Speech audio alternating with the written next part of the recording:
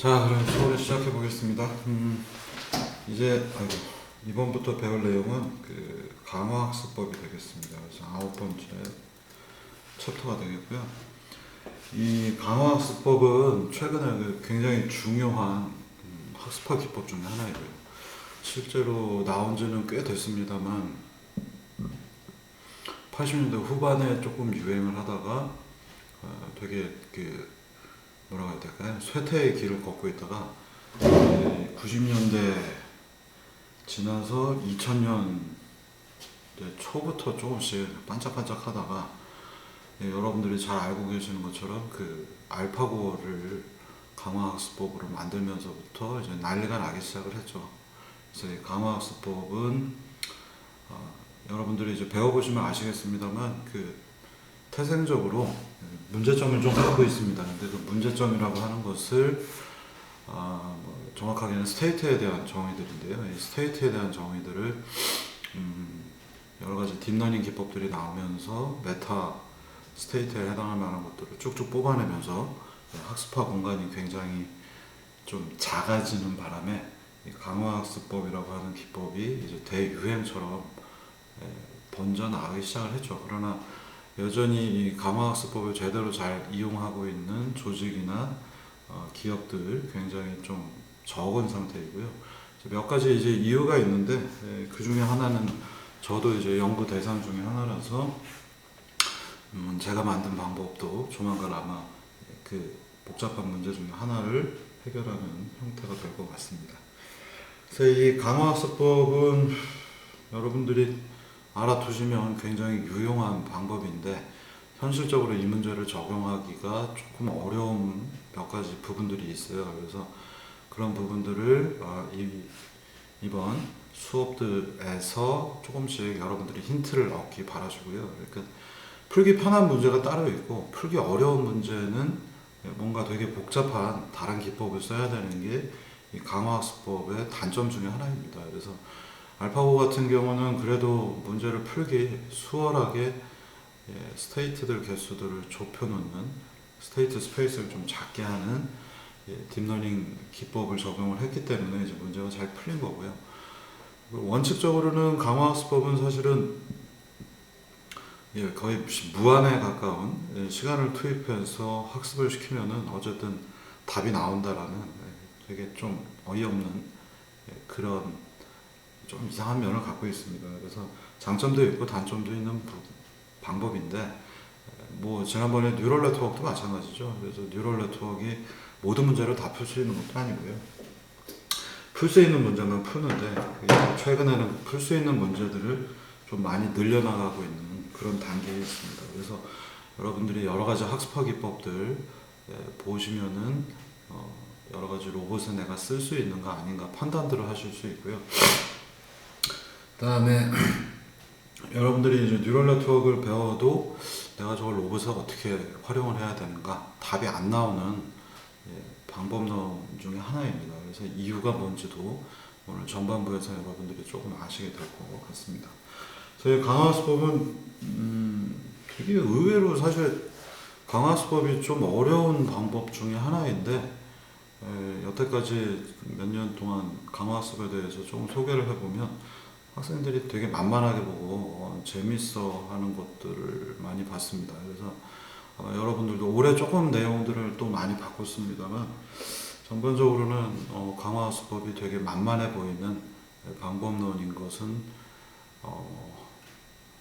맞긴 한데 실제로 강화학습법을 이해하는데 사실 시간이 굉장히 많이 걸립니다. 그래서 방법론은 되게 별거 아닌 것처럼 보이는데 그 의미를 파악하는데 굉장히 조심해야 되는 방법이고요. 수식이 너무 단순하기 때문에 방법론 자체가 단순해서 뉴럴 네트워크 같은 경우에는 그걸 열심히 정말 다 유도를 하고 업데이트가 좀 복잡하긴 합니다만 강화학습법은 이런 복잡한 수식이 안 나오는 대신에 그러다 보니까 좀 쉽게 느끼는데 스토캐스틱이라고 하는 분야를 정확하게 이해를 하는데 시간이 조금 걸립니다. 그래서 그런 부분 어떻게 하면 여러분들이 이 문제의 핵심 포인트를 빨리 이해할 수 있을까 이런 부분에 조금 전반부에 초점을 맞추고 뒷부분에서는 이제 각종 사례들 역시 또 마찬가지로 다뤄보겠습니다. 그래서 뉴럴 네트워크는 수식 유도하는데 거의 엄청난 시간을 많이 소비하는 반면 강화 학습법은 그 백그라운드를 설명하는데 사실 시간이 더 많이 소비되는, 그리고 그럼에도 불구하고 뉴럴 네트워크는 수식이 복잡하더라도 한번 이해를 하고 나면 별 게 없거든요. 근데 이 강화 학습법은 결과를 얻은 상태에서도 결과를 해석하는 데에 많이들 어려움을 느낍니다. 이게 쉽다고 생각할 분야가 아닌데 결과 유도하는 데까지, 결과가 나오는 데까지가 쉽다 보니까 되게 쉽게 생각을 하는데 사실 절대 쉬운 방법이 아닙니다. 그래서 이 강화학습법에 대해서 지금부터 이제 시작을 하겠습니다. 아마 최소 2주에서 3주 사이 이 강화학습법 얘기를 하게 될 것 같습니다. 자, 그래서 이 첫 번째 제목은 뭐냐면은 프로세스를 학습한다 라고 하는 제목을 달았습니다. 프로세스를 학습한다. 이게 뭘까? 프로세스는 뭐 여러분 아시는 것처럼 어떤 과정을 프로세스라고 우리가 많이 얘기하죠. 그래서 뭔가를 내가 학습을 하는데 이게 뭐냐 물어보면 음료수요. 간단하게 얘기할 수 있어요. 근데 제가 지금부터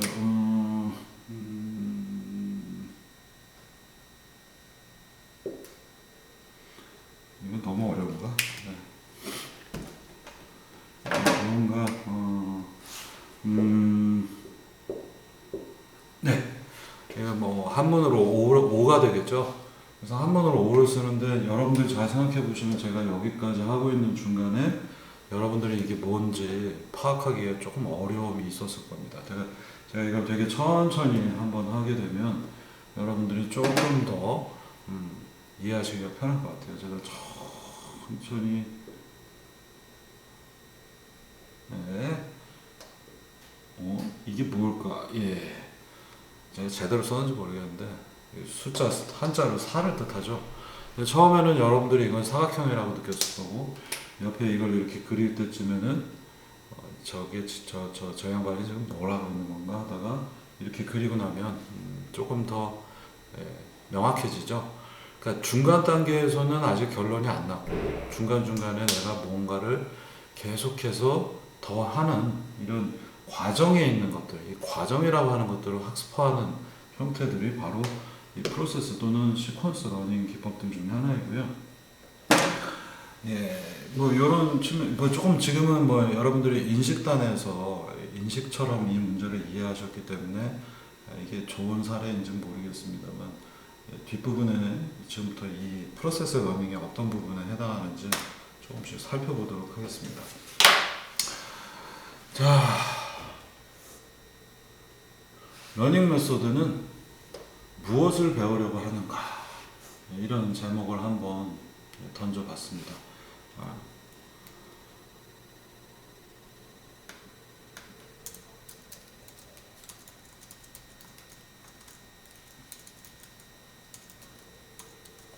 이렇게 해야겠네요. 학습 방법들은 뭘 학습하려고 하는가라고 하는 뭔가 질문을 하나 던져놓고 거기에 대해서 한번 생각해 보겠습니다. 이 많은 학습 기법들을 이번 학기에 로봇 학습 시간에도 배우고 있는데요. 이 각각의 방법들이 학습하려고 하는 것이 무엇인가? 이런 제목을 한번 던져보고요.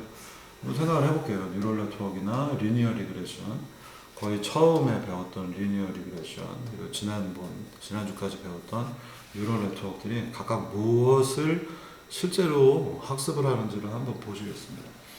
뉴럴 네트워크의 경우에는 입력 X, 출력 Y가 있습니다. 이거는 이 사이에 뭔가 굉장히 복잡한 함수가 하나가 있죠.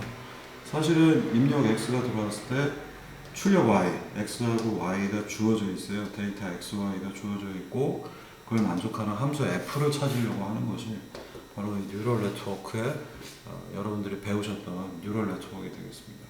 근데 이 함수 F가 오메가2 파이, 파이는 뭐 디스크리미네이션 펑션, 뭐 로그 시그나 아니면 RBF 뭐 여러 가지가 있겠죠. 그리고 X가 들어갔는데 선형 변환을 한번 해줘서 오메가1 X로 벡터가 나오고 벡터가 멀티 디멘전 함수에 들어가서 다시 웨이트 2 하고 곱해져서 최종적으로 Y가 나오는 관계입니다. 근데 이게 실제로는 정확하게 함수 f를 배워야 되는데 이 함수 f를 배우는 과정이 파이는 이미 결정이 나 있죠. 그래서 파이에 뭔가 성격을 바꿔주는 요소 오메가 1, 2에 대한 것들을 웨이트, 뭐 바이어스도 포함해서요. 또는 RBF 같은 경우에는 센터도 포함이 되겠죠. 그래서 오메가 1, 오메가 2로 그 모든 것들을 표현을 해놓고 나면 결국은 가중치를 배워서 최종적인 목표는 하나의 함수 f를 만드는 것이 뉴럴 네트워크 여러분들이 배우시는 결과물입니다. 그래서 입력 x하고 y가 있으면 중간에 있는 함수 f를 배우는 게 뉴럴 네트워크의 목표가 되겠죠. 근데 그 f가 웨이트 1과 웨이트 2의 조합으로 되어 있을 뿐입니다. 자, 리니어 리그레션 문제로 돌아가서 보면요, 이것도 똑같았어요. 입력 x하고 출력 y가 있으면 그걸 만족하는 함수 y는 ax 더하기 b를 찾는 거고요. a 값하고 b에 해당하는 이 두 가지를 찾아서 어떻게든 y는 fx라고 하는 관계를 만들어 주는데 에러를 적게 하는 그런 목표를 갖고 있습니다. 이렇게 놓고 보면 리니어 리그레션이나 뉴럴 네트워크나 하려고 했던 목표는 x, y가 주어져 있고 f를 만드는 데 목표가 있어요. 그리고 이 생각은 여러분들이 그러면 리니어 리그레션도 뉴럴 넷인가? 예, 맞습니다. 이게 맞냐? 라고 질문을 던져보면요. 리니어 리그레션은 이 뉴럴 네트워크의 초기 단계 모델, 선형 모델만 따졌었던 웨이트하고 바이어스만 있는 그러니까 이 파이가 없는 문제하고 똑같습니다. 그래서 뉴럴 네트워크의 초창기에는 사실 이 리니어 리그레션을 하는 거 A하고 B를 찾는 것처럼 오메가 1, 오메가 1에 웨이트 A가 들어갈 수 있고 바이어스 B가 들어갈 수 있기 때문에 Y는 오메가 1 X라고 표현이 되면 바로 리니어 리그레션을 하는 것과 초기의 뉴럴 네트워크는 구조가 똑같았습니다. 자, 그런데 바로 이 부분이 되겠죠. 그래서 fx, ax 더하기 b의 a하고 b를 오메가로 표현할 수 있죠. a가 곱해졌고 그 다음에 b가 맨 밑에 들어가 있으면 바이어스 a1, b 형태로 표현을 하게 되면 x1 여러분들 이렇게 생각하시면 되겠습니다. 오메가 그리고 이쪽에 x, i 이렇게 곱을 하게 되면은 오메가의 제일 밑에 있는 것들이 바이어스 b가 되겠고요. 그 다음에 오메가의 위에 있는 것들이 a가 되겠습니다. 다시 표현한다면 xi 그리고 ab 이렇게 표현할 수 있죠. 그러면 ax 더하기 b가 되니까. 그래서 a하고 b가 결국은 웨이트 오메가가 된 것이기 때문에 이 뉴럴 네트워크의 초기 모델하고 이 리니어 리그레션은 사실 똑같은 관계를 갖습니다. 자, 그래서 펑션을 입력하고 출력이 있을 때 중간에 있는 펑션 f를 학습하려고 하는 방법이 여러분들이 배우셨던 뉴럴 네트워크 그리고 리니어 리그레션의 목표가 되겠습니다. 자, 그런데 조금 이 문제를 바꿔보겠습니다. 여기에 있는 파이가 있어요. 그래서 이 파이가 있게 되면 바로 그 비선형 커널이 하나가 추가가 되죠. 뭐 시그, 로그 시그나 RBF 뭐 여러 가지들이 들어가겠고요. 그러면 얘네들은 하이퍼플레인이라는 걸 만든다라는 이제 표현으로 쓰입니다. 사실 오메가 X만 가지고도 선형 변환만 가지고도 하이퍼플레인은 만들어지는데 이 하이퍼플레인은 뒤에서도 설명하겠지만 무언가를 데이터를 나누는 것이고 얘네들이 서로 다른 형태가 되는 엑소 문제들을 풀 수가 없기 때문에 계층을 높여서 파이라고 하는 너니니어 커널을 넣어서 비선형 문제들을 풀 수 있게 만든 것이 바로 뉴럴 네트워크의 구조입니다. 그리고 그걸 찾아내는데 이런 스타일로 접근을 하는데 파이를 넣어서 뭔가 계층을 높여나가는 과정이 뉴럴 네트워크의 한 20년을 소비했던 그런 분야가 되겠습니다. 하이퍼플레인이라는 용어가 그럼 뭐냐? 초기에 이걸 사실 한번 얘기를 했어야 되는데 제가 빼먹고 갔더라고요. 하이퍼플레인은 별거 아닙니다. 그러니까 제가 맨날 프로젝션이라는 형태로 불렀던 문제하고 똑같습니다. 실제로 이 지금 데이터를 보시면 여기는 하얀 거하고 세모가 있는데요. 하얀 게 아니라 동그라미하고 세모가 있는데요. 이렇게 쪼개면은 양쪽으로 두 개를 갈라낼 수 있죠. 근데 잘 생각해 보시면 동그라미하고 세모는 x하고 y 공간 위에 분포가 되어 있습니다. 그러면 동그라미나 세모는 사실은 r 제곱, r은 리얼 넘버, 실수 공간 하나를 뜻하고요. X축이 하나의 실수 공간을 뜻하고 Y축도 하나의 실수 공간을 뜻하기 때문에 두 개가 2차원이기 때문에 곱해서 R 제곱 형태로 서로 다른 R, X, 서로 다른 R, Y가 서로 뭔가 교차할 수 있는 X는 X대로 Y는 Y대로 표현할 수 있기 때문에 제곱으로 표현하는 거고요. 이게 만약 3차원이라서 Z축까지, G축까지 있게 되면 R3라고 표현합니다. 그래서 이 부분은 동그라미는 결국 R제곱 2차원에 속해 있고 세모도 역시 실수 공간 2차원에 속해 있다는 표현이에요. 자, 근데 우리가 Y는 오메가 X로 이 부분을 잘 이렇게 쪼개내 버리면요. 어떤 동그라미는 XY라고 하는 점들이 Y는 오메가 X를 보다 큰 경우에만 이 동그라미가 포함이 되어 있겠고요. 세모의 경우는 Y가 오메가 X보다 작은 경우에만 포함합니다. 똑같은 경우는 어떻게 하냐? 둘 중에 한 군데 넣으세요. 자, 그럼 이 문제를 거꾸로 본다면은 이제 원래는 2차원 공간이었는데 여기를 내가 이렇게 쪼개가지고 이쪽과 이쪽으로 볼 수 있죠. 우리가 문제를 이렇게 뒤틀어서 본다면 어떤 경계를 토대로 해서 왼쪽과 오른쪽으로 볼 수 있습니다. 그러면 얘는 차원이 어떻게 돼요? 그냥 다 왼쪽에 있는 건 다 똑같아요. 이쪽에 위에 있는 거나 여기 있는 거나 여기 있는 거나 그냥 이 축을 중심으로 해서는 왼쪽밖에 안 되니까 2차원이 아니라 우리가 수평선 하나를 꺼놓고 특정한 각 위에 동그라미들을 세모를 배치할 수 있게 됩니다. 그래서 이 문제는 여러분들이 반으로 가려는 순간 원래는 2차원 문제였었는데 Y는 오메가 X보다 크냐 작냐를 뜻하는 새로운 2차원 공간이 짝대기 하나 위에 있는 1차원 문제로 바뀌게 됩니다. 조금 더 다른 형태의 문제를 표현을 해보자면요. 여기 동그라미가 있고 여기 세모가 있는 이런 문제들이 있어요. 근데 얘네를 우리가 투영을 시킵니다. 얘는 지금 보시면은 X축, Y축 2차원이잖아요. X축 위에다 투영을 했더니 여기 동그라미가 있고 여기 세모가 있고요. 아주 잘 나눠져 있죠. 이 문제는 굳이 2차원으로 생각할 필요가 없이 1차원으로 문제를 봐도 되겠습니다. 다 프로젝션 시킨 겁니다. 얘네들을 이렇게 투영을 시킨 거죠. 그러면 이때 이 X축은 무슨 역할을 하는가? 실제로는 2차원 문제였는데 X축을 기점으로 해서 우리가 다 투영을 시켰기 때문에 X축 하나만 가지고 모든 문제를 다룰 수 있게 됐죠. 이렇게 우리가 원래 있는 문제의 차원을 2차원 또는 3차원의 문제를 하이퍼플레인으로 뚝 잘라버리면은 플레인으로 뚝 잘라버리면 이 두 개의 서로 다른 셋들은 1차원 위에 구별이 될 수 있겠죠. 이때 이렇게 자르는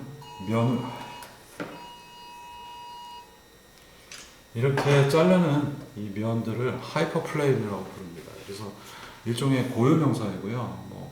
하이퍼플레인, 뭔가 초공간, 이런 거예요. 그래서 원래의 공간 하이퍼플레인, 초평면? 원래 어떤 데이터들이나 이 데이터들이 공간상에 이렇게 배치되어 있는데 우리가 이 문제를 툭 잘라서 얘들의 차원을 다 없애서 요새 나오죠? 초공간, 초시간? 그래서 뭔가 색다른 차원에 또 다른 차원 위에다가 이 문제를 올려놓고 보니까 문제가 되게 간단하게 표현되는, 여기 지금 보시면은 서브스페이스 부분 집합으로 부분 공간이라고 표현을 하고 있고요.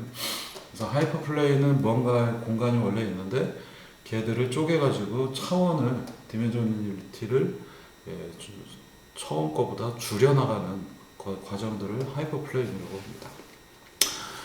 이거를 사실은 여러 가지 공학적인 표현들을 할 수 있는데, 예를 들면 얘는 2차원 공간 안에 있고 이 2차원 공간인데 이 문제가 1차원으로 줄어들었다라는 건 얘가 갖고 있는 뭔가 복잡성들, 쉽게 말하면 엔트로피를 줄였다라고 볼 수 있겠고요. 전체 개에 대한 엔트로피로 표현하지 않고 이 데이터들의 난잡도가 아까보다 훨씬 줄어들었잖아요. 그렇기 때문에 엔트로피가 줄어들었다는 표현을 할 수 있겠고, 물론 전체 합은 엔트로피가 늘어나겠습니다만, 이렇게 우리가 두 개로 나눈다고 하면 딱 이 상황만 보게 되면 엔트로피가 줄어들었다고 얘기할 수 있고, 뭔가 문제의 질서도가 높아졌다라는 거죠. 그래서 무슨 문제가 있고 어떤 현실 상황들이 있는데 그것들을 되게 일목요연하게 정리하는 것들. 지능이 있는 에이전트들이 하는 일 중에 하나이고요. 여러분들도 그 복잡한 문제, 오늘 숙제도 나왔고 다음 주에 또 시험도 봐야 되고 하면 이것들을 하나씩 계획을 세워서 조금씩 좁혀나가는 과정들, 이게 다 지능이 있는 에이전트들이 하는 주요한 일들 중에 하나입니다. 그래서 뭔가에 문제가 있는데 그것들을 하이퍼플레인들로 잘 쪼개고 정리해서 구조화할 수 있는, 뭔가 단순하게 카테고리화 할 수 있는 것들, 이런 것들이, 또는 저는 이제 프로젝션이라는 표현을 써서 여러분들한테 쉽게 표현을 하고 있는데, 이 투영이라는 형태도 하이퍼플레인하고 똑같은 사실 과정입니다. 그래서 특정한 공간 위에다가 투영을 시키게 되면 그게 바로 하이퍼플레인 작업하고 똑같습니다. 그래서 이 뉴럴 네트워크의 사실 정체는 뭐냐면요, 아무거나 y는 오메가 x로 쪼개는 게 아니라 리니어 리그레션하고 마찬가지입니다. 뭔가 의미가 있는 데이터를 가지고 공간에 있는 분포되어 있는 녀석들을 한 군데다가 매핑을 시켰잖아요.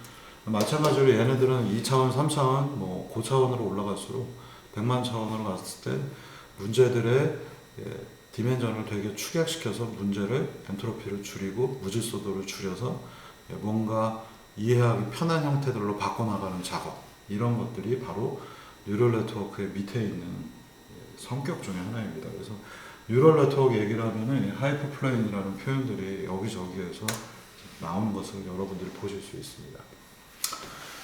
자, 그럼 이거를 조금 다른 시야에서 접근을 해보겠습니다. 우리가 뉴럴 네트워크를 배웠는데 컨트롤도 배웠죠. 그래서 이 뉴럴 네트워크를 만약 컨트롤러로 쓰게 되면 어떻게 될까라고 하는 생각을 해봤습니다. 왼쪽은 똑같고요. 컨트롤러, 예를 들어서 PD 컨트롤러의 경우에 무슨 작업을 하냐면, 에러라는 입력이 들어가면 거기에 KP 게인을 곱하고, 또는 에러에 전 스텝까지 써서 에러의 도트를 사용해서 디컨트롤을 하고요. 그 다음에 에러를 다 모아놓으면 접근을 해서 PID 제어를 하죠.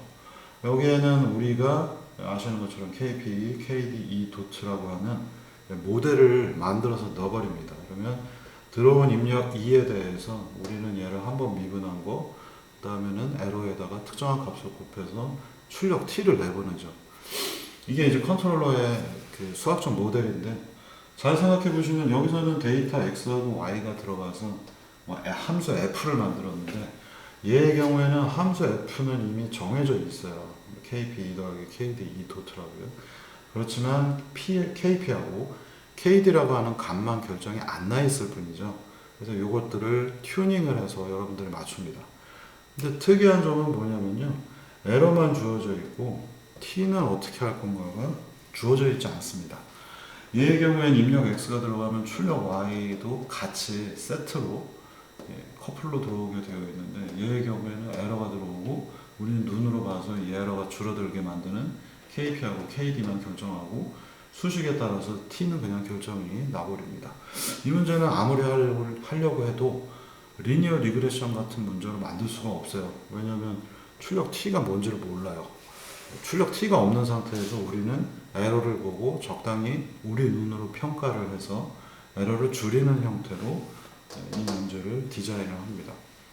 이 방법론은요, 철저하게 디자인 또는 모델링을 하는 방법이라고 볼 수 있겠습니다. 그래서 PD 컨트롤일 뿐만 아니라 어떤 유형의 컨트롤러라 하더라도요, 이 컨트롤러의 경우에는 완전한 모델링 기반의 방법이에요. 그래서 이 출력을 보지 않고 입력만 가지고 이게 0이 되게 만드는 적절한 KP, KD 값만 골라 넣는 이런 유형의 문제가 되겠습니다. 그래서 이거는 학습이 아닙니다. 컨트롤러의 경우에는 우리가 눈으로 보고 모델링해서 에러 값이 0이 되게 만드는 기법일 뿐이지, 얘는 학습하기 방법하고 관련되는 것이 아무것도 없습니다. 그럼에도 불구하고 뉴럴 네트워크를 컨트롤러에다 넣고 싶다라고 하면 어떻게 될까요? 컨트롤러에다가 뉴럴 네트워크를 넣게 되면 지금처럼 입력 X, 출력 Y에 대해서 학습하는 게, 함수 F를 학습하는 게 뉴럴 네트워크인데, 원래 컨트롤러 보시면 에러가 있고 컨트롤러 PID 제어기가 들어가고 출력 T가 나오고, 이 출력 T가 실제 로봇이나 시스템에 뭐 힘을 가하거나 토크를 가하게 되면 얘네들이 하고 움직이죠. 그리고 나서는 그때의 각도 값을 재서 목표로 하는 값과 지금 읽어드리는 X값 두 개의 에러 값을 토대로 또 컨트롤을 해서 출력을 내보내는 구조입니다. 얼핏 보면 이 부분에 뉴럴 네트워크를 한번 넣어볼 수 있지 않을까. 그래서 이렇게 넣게 되면요. 자, 이거를 좋은 입력은 에러이고 출력은 토크 T가 되겠죠. 그래서 출력 토크 T를 열심히 구해가지고 입력 에러에 대해서 출력은 T가 나오도록 데이터를 모은 다음에 뉴럴 네트워크에 넣게 되면 뉴럴 네트워크가 에러를 토대로 해서 적당한 T를 잘 만들어내면 컨트롤러가 이렇게 돌아가겠죠. 그죠? 근데 이거를 하려고 하다 보니 이제 조금 곤란한 게 있죠. 뭐가 문제냐면요. 여러분들이 이걸 잘 보시면 여태까지 배운 거는 예를 들면 1, 2, 3, 4, 5가 들어가면 여기가 1, 뭐 2의 제곱, 3의 제곱, 4의 제곱, 5의 제곱 이렇게 맞춰져 있는데 얘의 경우에 조금 넣으려고 보니까 이상한 게 있어요. 예를 들면 에러가 1일 때는 출력 토크 T는 0.5를 해줬고요. 뭐 에러가 예를 들어서 0.5일 때는 출력은 1.5를 넣어줬다든가 0.8일 때는 얘를 뭐 2를 넣어줬다든가 그러면 데이터가 여기는요 5개로 정해져 있고 여기는 또 5개로 정해져 있는데 이 경우에 컨트롤러는 어떻게 될까요? 이쪽에 들어가는 입력 에러가 굉장히 개수가 많겠죠. 네? 굉장히 개수가 많겠고 그리고 굉장히 다양한 사례가 존재할 겁니다. 이 문제를 이대로 이렇게 대입을 하려고 보니까 그리고 만약에 얘의 경우에 1, 2, 3, 4, 5라서 이렇게 되는 함수를 그리는 건데 이게 이제 잘 되고 나면 이 공간 안에 있는 것들을 잘 메꿀 텐데 에러가 예를 들면 1, 0.5, 0.8인데 에러의 영역보다 크거나 작은 것들의 데이터가 들어오면 그때는 어떻게 반응할 것인가 이런 좀 고민이 생기죠. 이거 보시면은 한순간에 주어진 시간에 에러가 여러 개 있고 거기에 해당하는 토크가 여러 개 있는 게 아니라 에러가 시간에 대해서 다른 값들이 들어오고 있죠. 우리 이런 종류의 문제, 얘는 x가 x 공간 안에 있는 여러 개의 점 데이터를 넣으면 y 공간 안에 있는 여러 개의 점 위치들을 알려주는 건데 얘는 차이가 나는 건 뭐예요? 시간에 대해서 데이터가 에러 t 하고 계속 들어오게 될 겁니다. 자, 중요한 거는 이제 시간이에요. 여러분들 이 문제를 보시면은 여기서 데이터가 이렇게 늘어나는 건 x 공간으로 늘어났고 y 공간으로 늘어났는데 이제 얘의 경우를 보시면 에러 공간 쪽으로 늘어나는 게 아니라 시간이 진행됨에 따라서 그에 맞는 에러와 토크 t가 들어오게 되죠. 바로 이렇게 계속 반복하는 다이나믹 프로그래밍의 형태를 가지고 있는 문제이고요. 그래서 시간이 지나갈 때마다 새로운 에러와 거기에 맞는 t를 계속해서 학습을 시켜야 되다 보니 사실은 굉장히 어렵습니다. 근데 이걸 이제 또 다른 여러 가지 방법들을 이용을 해서 실제로 미국에 있는 원자로에는 이 컨트롤러에 뉴럴 네트워크를 넣은 사례도 있습니다. 뭐 자기가 옛날에 넣었다고 그러던데 저도 본 적은 없어서. 그러면 도대체 이제 이 시간에 대해서 계속 여기에 뭔가 데이터가 들어오고 그거를 학습해서 결과를 만들어주는 또 다른 게 들어오고 여기를 또 거기에 맞춰줘야 되고 이걸 뭔가 앞서의 문제하고는 뭔가 다른 즉 시간에 대한 흐름들이 들어간다는 것을 여러분들이 이해를 하셔야 되겠습니다.